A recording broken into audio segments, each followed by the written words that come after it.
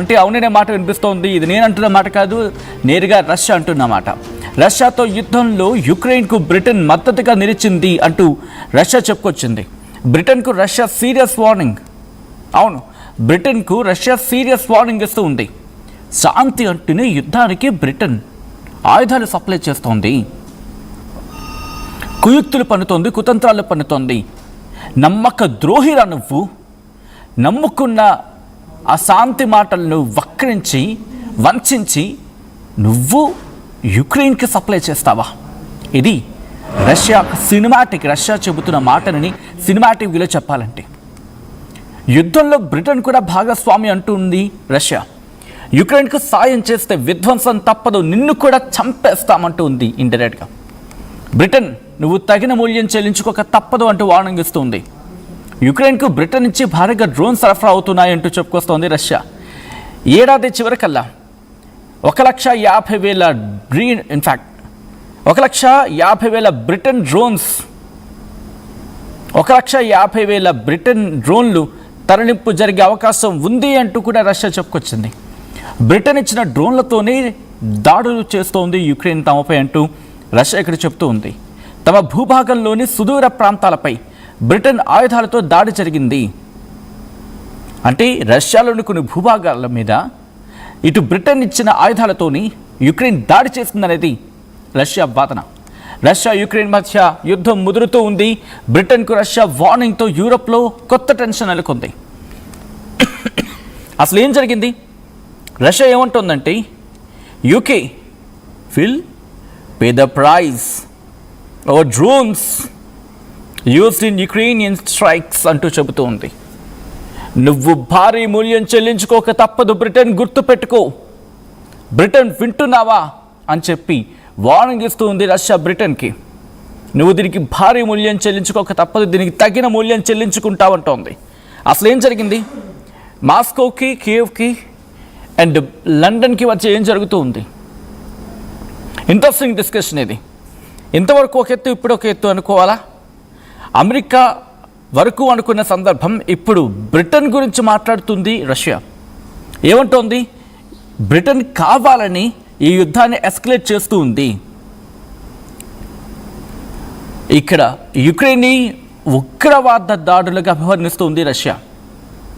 యుక్రెయిన్లో ఉగ్రవాదులు జరుపుతున్న దాడులకి ఆయుధ సామాగ్రిని అందిస్తోంది లండన్ కాదా అని చెప్పి చెప్తూ ఉంది. లండన్ గుర్తుపెట్టుకో, నువ్వు కనుక మాట వినకపోతే, ఇది లండన్లోని రష్యా ఎంబసీ వాళ్ళకి ఇచ్చిన వార్నింగ్, బ్రిటన్కి ఇచ్చిన వార్నింగ్. దీనికి నువ్వు అకౌంటబుల్, ఈ యాక్షన్స్కి నువ్వు అకౌంటబుల్, నువ్వు బాధ్యత వహించాల్సి ఉంటుంది. ఇన్ఫ్యాక్ట్ ఇది చాలా గట్టి స్టేట్మెంట్ అనుకోవాలి. ఎందుకంటే అక్కడ రీసెంట్గా జరిగిన పరిణామాలు చూడండి. గత కొన్నేళ్లలోనే ఐ థింక్ ఒక 10 మంది మారుంటారేమో, 10 మంది నియర్లీ. ఎందుకంటే ఇప్పుడేమో యాండీ బర్మ్హామ్, కియర్ స్టార్మర్, దానికన్నా ముందు రిషి సునక్, దానికన్నా ముందు లిజ్ ట్రస్, అంతకన్నా ముందు బోరిస్ జాన్సన్. ఎవరు వచ్చినా సెట్ చేయలేకపోతారు అక్కడ ఆర్థిక వ్యవస్థని. ప్రజలేమో వాళ్ళని రివర్స్ పంపిస్తున్నారు. అటువంటిది వీళ్ళు యుక్రెయిన్కు సప్లై చేస్తున్నారు. ఇది నేను అంటున్న మాట కాదు, రష్యా అంటున్న మాట. ఏకంగా జూన్లో వీళ్ళు డీల్ చేసుకున్నారు. ఈ ఏడాది చివరాఖరికల్లా 1,50,000 డ్రోన్స్ని పంపిస్తారు. అది కూడా ఇంకా నేను ఆ షాకింగ్ ఫ్యాక్ట్స్ నేను ముందు చెప్పుకునేవి మాట్లాడుకోబోతున్నాం ఒక్కొక్కటి కూడా. ఏమంటుందంటే వీళ్ళు కోట్ చేసిందని చెప్తూ ఉన్నాను. రష్యన్ ఎంబసీ కూడా రియాక్ట్ అయింది దీని మీద. ఏమంటుంది ఇక్కడ రష్యా? ఏమంటుందంటే let me clear it first. Ukraine బలగాలు డ్రోన్స్ను ఉపయోగిస్తూ ఉన్నాయి.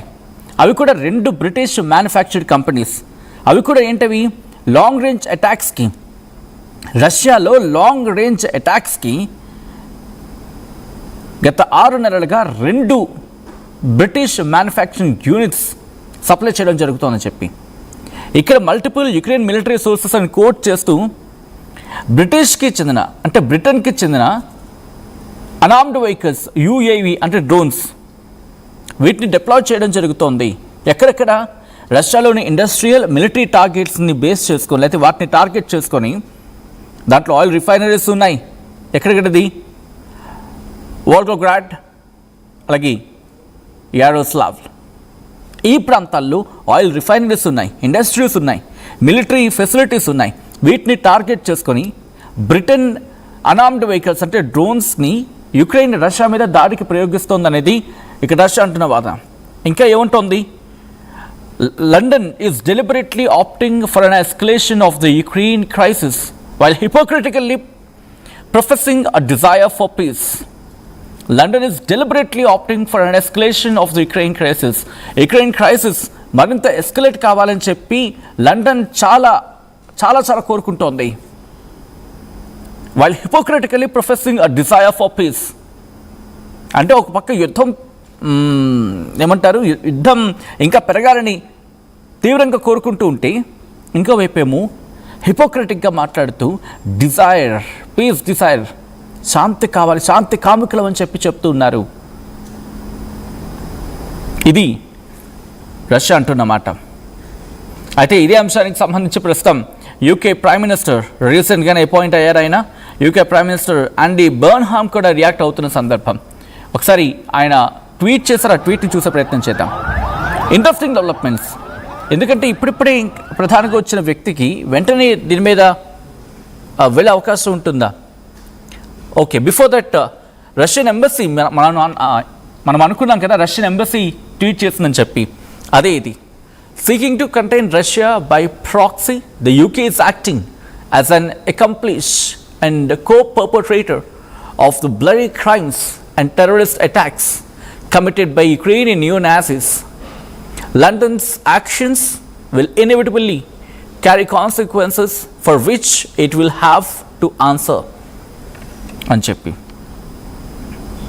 చూస్తున్నారు కదా, ఇది రష్యన్ ఎంబసీ, లండన్లో ఉన్న రష్యన్ ఎంబసీ. మీరు చూడొచ్చు, రష్యన్ ఎంబసీ యూకే. అంటే ఇప్పుడు యుద్ధం పెరగబోతూ ఉందా?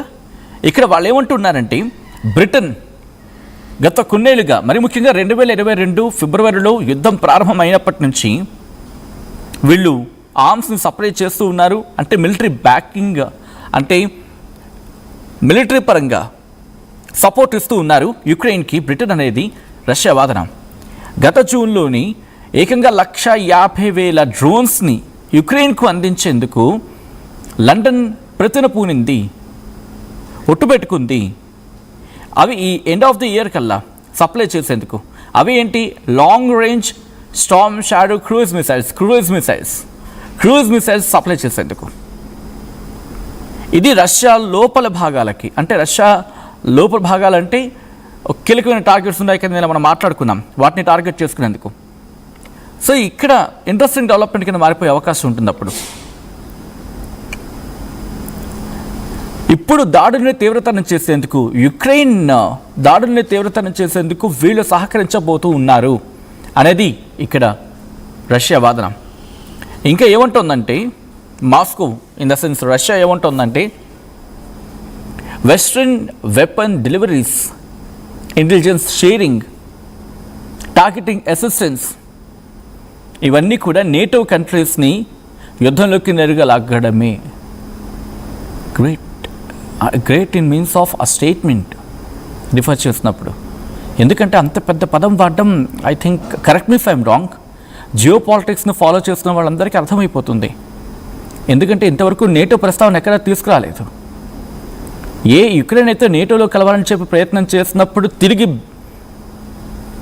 చేర్చుకో అంటే అక్కడ చేరనివ్వకుండా రష్యా